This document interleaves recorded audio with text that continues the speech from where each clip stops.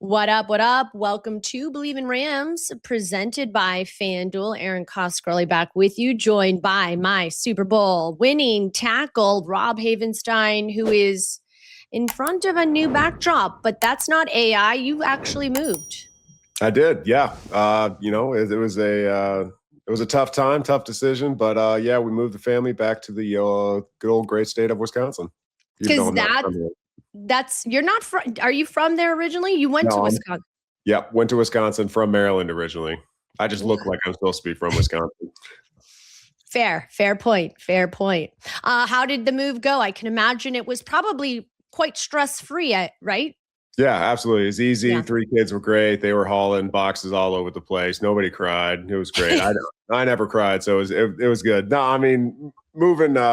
The move's obviously been on our mind for the last couple of years of knowing it was going to come at some point whenever I decided to hang the cleats up. And so we're trying to smash 2 houses into one, and it's going to be great. Truck gets here tomorrow, so all my stuff will be here, and that will actually be fun. I'll actually have all my stuff, but then it's kind of the chance of where to put it is the big question here. Right. And you're not able to, although you probably could move large things, you're still kind of healing from your surgery, right? So You're not really, that's why. Okay. Otherwise you would have been helping out with all those boxes and stuff. Oh, absolutely. Yeah, fair.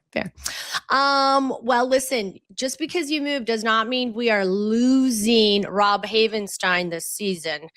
We are always grateful to get your insight. And there's a lot to talk about. I mean, the Rams just continue to dominate the headlines. A lot to get to. You know, one of the articles I'd sent you yesterday was that Yahoo Sports article sort of sharing how expensive LA's offense is going to be this season in 2026, $201 million, considered most expensive in NFL history. And that's without signing Puka. We will get to that in a moment. But I think the other more uniquely situational circumstances is, as someone who was with the offensive line and with the Rams for a long time, the Rams didn't draft offensive line help until much later. And considering they have 4 starting offensive linemen entering contract years, we all kind of thought the Rams were going to probably target that position earlier. So they did not. But one of these things that are always sort of hard to talk about, and until we actually know more, we really can't talk about it. But it was reported that the one sort of offensive lineman signed through 2027 is left tackle Alaric Jackson, the second most expensive left tackle of 2026. And with news emerging of Jackson being arrested last week on suspicion of domestic violence, a very serious charge there, the Rams responded with this statement. Quote, "We are aware of the incident regarding Alaric Jackson, and we take these matters very serious. Due to this being an ongoing legal situation, we cannot comment further at this time." So we can't speculate because until the legal process really shows up, we can't really talk about the situation at hand. And I think the only thing we can really talk about is how the Rams could potentially navigate should they lose Jackson for what could be 6 games because of this now being a second potential suspension under the league's personal conduct policy. So with that being said, I think it's a very serious situation and we don't want to just talk about football, but we can't not talk about it until we know more. What kind of situation would this or could this put the Rams in at the moment, Rob? Yeah, I mean, this could be obviously it's a bad situation to begin with. It's not ideal. It's not something a headline you want to hear in the off season. But like you said, we're not going to speculate on how things go down. The only thing we're really going to talk about is how this could potentially impact the future. And so I know offensive line depth was a serious concern for a lot of our viewers earlier, especially in the draft process. And so this could be, depending on what happens, this could be very bad for just the Rams on the football side of things. And so it's always been kind of talked about, especially this year and us too, of like Rams depth. And so I've been saying I think the guys are pretty good. You know, I know all the guys in the room and they're all hard workers and everything. But when you start missing or potentially missing starting offensive linemen at any position, let alone the left tackle position, that's going to create tremors in the offense, especially in the offensive line, because it's 5-1. If one of those guys is potentially not there, that's going to be an issue. And so I think it's going to be, I think it's going to be interesting about how they go forward with this, and if something were to come down the pipeline. Yeah, and I think for listeners at home, how important is a left tackle on the line? Can you explain the importance of that particular position to an offense? Yeah, absolutely. You know, I think offenses have evolved a little bit where it's like, you know, the premium tackle is always your left tackle. But it's still, with right-handed quarterbacks, with most quarterbacks are right-handed. You know, there's obviously a handful of left-handed guys around, but most guys being left-handed, you know, the quarterback has a back, and that back is usually facing to the left side. And so having a solid left tackle out there where, you know, maybe you don't have to give as much help, or you can give a little help and you know that's shut off, and then maybe there's pressure coming in off another side where the quarterback his body is actually facing. It just makes everything a little easier to navigate. So the left tackle position to any football team is, and always will be, very imperative. Yeah. Well, and that's where the blind side concept comes from. And when you're a guy like Matthew Stafford, 38, having someone to protect that blind side becomes all the more important. And just for context too, you guys, when Jackson was out, he missed a game with injury, DJ Humphries stepped in. And whether this was onus on someone new stepping into that sort of cohesive unit, Stafford had a 3-interception game against the Falcons, and they ended up losing. So, I mean, I guess if you have to plan for missing out on a guy that might not be available for potentially 6 games, the only sort of bright side is that they're finding this out now. But how hard is it to switch guys from the right side? You played right tackle. How hard is that?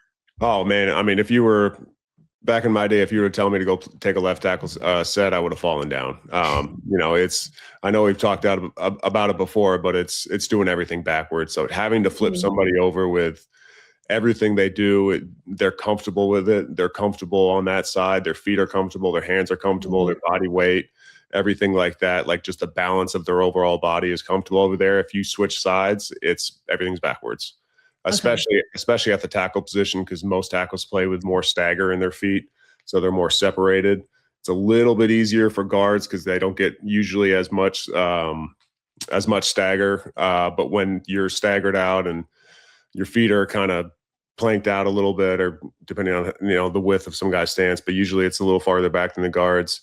It's a lot harder to do in my experience. I never wanted to do it. Thank gosh I was only a right tackle, and played a little bit of right guard in 2016 OTAs, but that was so far ago. But trying to switch somebody doesn't seem like the answer. So it's either, potentially if something is coming down the pipeline, it's going to be who they have already. Maybe their young rookie. I know they weren't planning on potentially seeing him as a starter right away. Keagen Trost. Potentially it's David Quessenberry on the team. Older guy, got a lot of experience, crafty veteran. Or they have to look elsewhere. And kind of like you said, there's no good thing about this, but there is time to adjust course if need be. Yeah, because we were obviously talking about had this news come out, potentially this news come out before the draft, do you envision that the Rams would have made changes there? Because I'm trying to look up, I believe Keagen, third round, spent mostly at right tackle. Yep. But the Rams viewing him as a utility man this season, and obviously not asking to start multiple games on Stafford's blind side. That is a lot of responsibility for a rookie. Do you envision that the Rams would have potentially drafted someone sooner than that? Yeah, I think it would have definitely been in the conversation. Potentially losing a guy for 6+ games, or whatever happens to be, if it happens to be anything, is obviously a significant thing. So I think it would definitely been in the conversation. There was a lot of great offensive linemen in this draft. I still think with that 13th overall pick with Ty Simpson, I think that was already kind of in the works, knowing that the Myles Garrett trade was coming as all that news came out. But Les is a wizard back there, so I'm sure he could have made something happen if there was another guy that they really, really liked and thought they could get good value with. But yeah, it's kind of neither here nor there, because obviously the Rams are where they are, and so I'm sure they're having conversations about if something were to happen, what's the best path. And you were with the Rams 11 years on the right side of that offensive line unit. I'm sure you've seen guys go down this and that. Who is the best option that would be on the team as of right now? Yeah, I don't know about the young rookie, Mr. Trost. I think he's still got to earn that, and you can't really get a good evaluation during OTAs. And I think Sean is very aware of that. Obviously, that's why minicamp got canceled. I think he's done with the underwear Olympics. That's what people call OTAs, and he's ready to start putting on some pads. And I'm sure he's foaming at the mouth until training camp can start. So he's going to have to win and earn trust there if he's going to be the guy. But I think on the team right now, I think you got to turn to a guy like David Quessenberry. He's a veteran guy. He's crafty.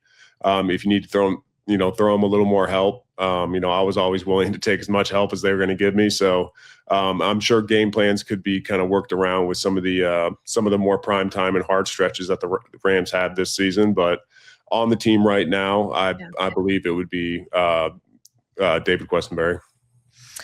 Well, and then, the other option, I suppose, and it's not like there's just premier left tackles just available in free agency, but is there a chance the Rams look to get someone outside the team? Yeah, I know me and you were talking earlier, and yeah, absolutely. I think you actually mentioned Taylor Decker.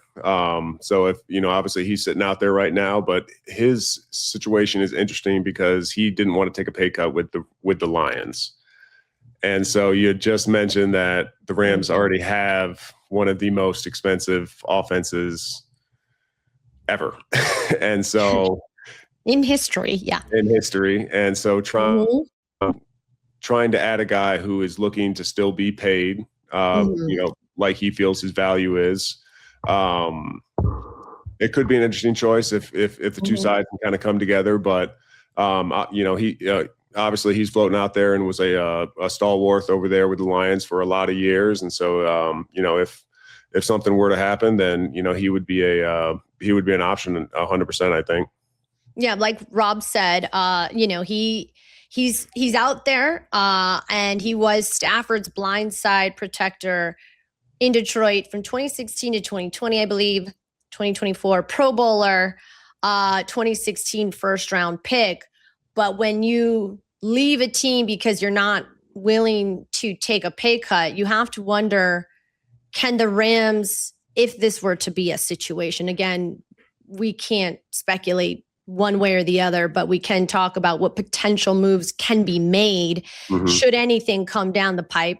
And does it serve that, the Rams have shown they're all in this year? And could that move the needle in the event you do want to bring a guy like Taylor Decker? And you have to wonder what Stafford's saying behind closed doors in terms of, hey, I came back this year.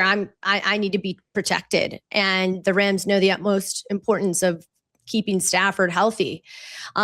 Releasing Jackson, just for reference too, would only save $1.95 million. So this becomes also another conversation about salary cap and cap hits. And with the team having 4 starting offensive linemen entering contract years, it's not just a conversation about Jackson. It's a conversation about what do you do in terms of priority on that offensive line. And as we learn more about that particular situation with Alaric, I think we should, try to shift gears and also just talk about how the Rams are able to get this done. As we mentioned, $201 million they're expected to pay their team. That is a lot of money on the offensive side of the ball. Where do you prioritize that line in terms of who gets paid? Because it's not just for the 5 guys. You've got Puka, Kobe Turner. You have a lot of, they extended Quentin Lake, Kyron Williams last year. A lot of moving parts when it comes to the salary cap. Yeah, no, the salary cap is one of the more interesting sides of the NFL because it's a certain set number every year, and you're like, some teams are trying to spend as little as possible. Some teams are trying to spend up into it. Some teams spend way over it, and so they have to make a bunch of different moves. And it's like every year, it's just this balancing act of trying to get down to this number, or trying to find something that works. And sometimes those hard decisions have to be made. And so in terms of the Rams, they got a bunch of guys are coming up, young guys that have been great for them. Guys going on their third contracts that are, have been great for them. It's in a perfect world, you can keep everybody, but that's what the salary cap and makes football so dang interesting on the business side of things, because you can't keep everybody. If they play well enough, then their market goes up and it keeps going up, and it's whether or not at this point you can afford them. This isn't baseball where you can just shell out some more money and then all of a sudden you can just keep buying players. So it's a bunch of entangled webs and trying to figure out, like you said, what the priority is. And so I don't have a good answer on who they will prioritize, because it's all 5 of those guys have worked so well together.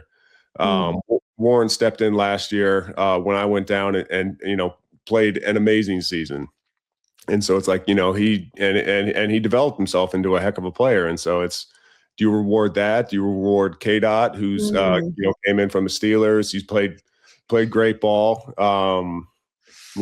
Coleman Shelton, the quarterback of the offensive line, getting everyone straight, getting everyone together. Communication is everything, as Sean talks about, and Coleman takes that very seriously. Or is it a young Steve Avila who's coming in, obviously drafted, played some great ball, continuing to get better, learning as he goes, and so it's a tough decision.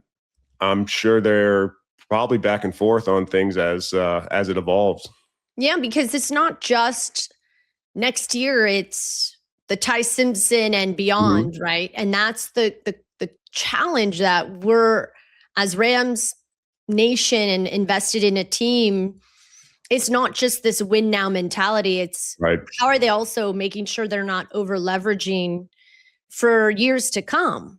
When you say, it's interesting, when you say teams want to spend as little as possible, why would teams want to spend as little as possible, given the opportunity to go and get someone really good if it could impact the win-loss record?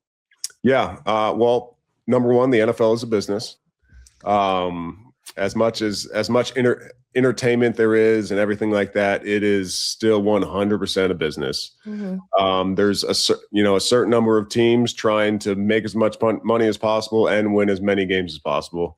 And for my personal opinion, obviously I was only with the Rams, so take this with a grain of salt, but there's other teams out there that I don't believe are trying to do that same thing. And it's more of a bottom line mentality.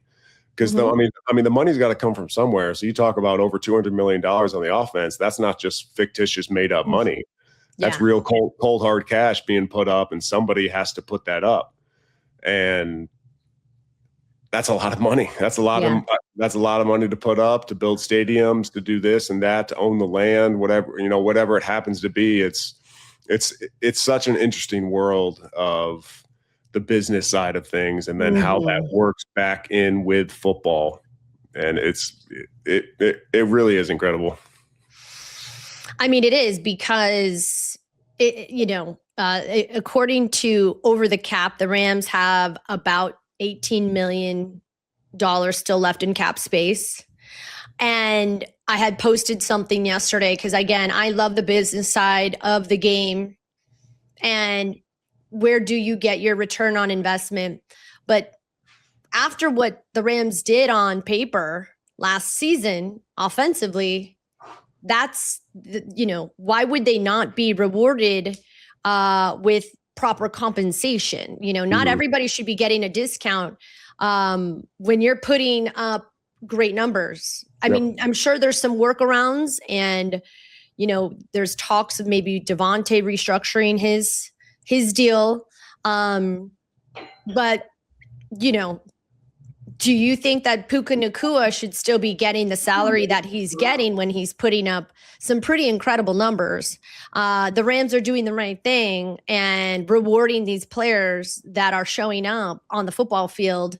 And hopefully, this season they'll do the same. But it's so crazy to have to crunch numbers and make it all work. And then you spend all this money on someone and perhaps they get injured. It's just anything can happen, and figuring out how to have multiple backup plans. Like, I don't even know how they get sleep at night. It's a very stressful job. Knowing Sean all these years, I'm not sure there is a lot of sleep on that side of the building. Sometimes they might sleep good for a day or two, maybe a couple hours, and then they wake up in a cold sweat and realize that they are trying to win now, and they are also trying to win later. So it's a really fun way to kind of dive in and entangle all that, to make it all work, to keep people happy, to not make anyone mad. Like you said, there is a business, but there's also people behind it. They're not just products out there on the field. So personal relationships matter. And oh man, it's just so interesting to think about, and it's kind of what direction the Rams do choose to end up going. And like you said, we haven't heard from a Puka Nacua contract. Obviously played some really good ball for the Rams in the past couple of years. So how does that impact? Is that already in the works? I know I mentioned this before. It was when I was restructuring my deals, it was always, we have to wait on Erin. Once Erin's number gets factored in, then the rest of the pie can be given out. And so, meaning Aaron Donald. Yeah. Aaron Donald. Yes. Yep. Yes, of course. And of course, I was like, yeah, 100%. I get that. So let's, you come talk to me when that whole thing's figured out, and then we'll go from there. So I'm sure there is a pecking order, but we'll see kind of what happened, because a lot of these kind of off-season headline things going on have definitely impacted the Rams off-season, and not in the best of ways.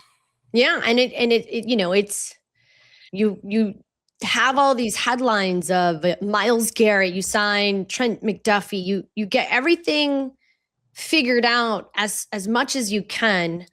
And then some unforeseen potential moments. And again, cannot really speculate until we know more.